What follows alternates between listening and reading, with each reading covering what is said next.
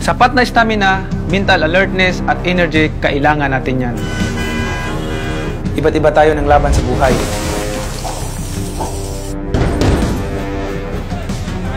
Kaya di maiwasan ang stress at pagod. Pero may sikreto ako. Robust Energy Capsule, kasabay ng tamang diet at exercise. Ang stress, talo yan. Ang pagod, knock-out yan. Robust Energy Capsule improves mental alertness. Ang Robust Energy Capsule ay nakakatulong sa mental performance at alertness, kaya gising na gising ako. Robust Energy Capsule enhances stamina. Bonus pa dyan, sa tulong ng Robust Energy Capsule, nagagampanan ko ang iba ko pang tungkulin sa aking pamilya. Robust Energy Capsule boosts your energy. Pag abot ng tagumpay, importante ang enerhiya.